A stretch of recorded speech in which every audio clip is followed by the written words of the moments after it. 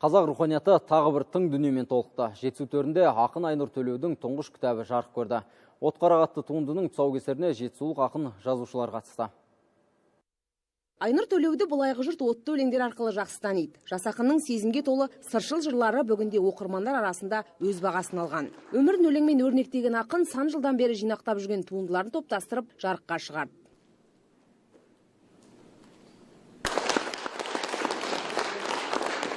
Әдебиет әлемінде өзіндік қолтаңбасы қалыптасқан жас ақынның бұл алғашқы кітабы.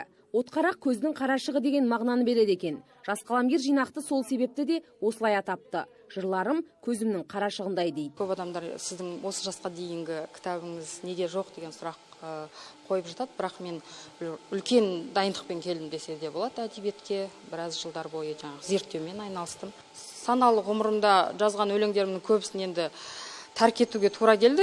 Қазіргі сын көзбен қарайтын болғаннан кейін, енді сыншы болғаннан кейін, әдебиетші болғаннан кейін кейде өзіңе сынмен қарайтын кездер болады ғой.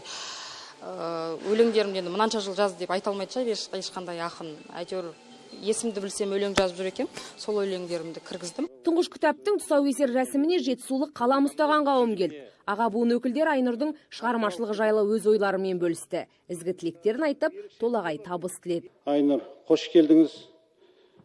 Біз мынау кітабыңыздың тұсаукесерімен өзіңізді шын жүректен құттықтаймыз.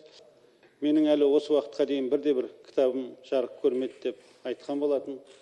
Енді қарап отырсаңыз, Айнұр осы уақытқа дайындаған екен. Ешкім күтпеген жерден 5000 данамен мынау бүгін Отқарақ атты кітабы жарық көріп отыр. Ұлттық әдебиет қорына түскен алғашқы жинақ 5000 данамен басылып шықты. Онда автордың төл туындыларынан бөлек зерттеу еңбектері, ой толғамдары топтастырылған. Камшат Мұхамеджан, Жасұлан Шынгенже, Жетісу арнасы, Талдықорған.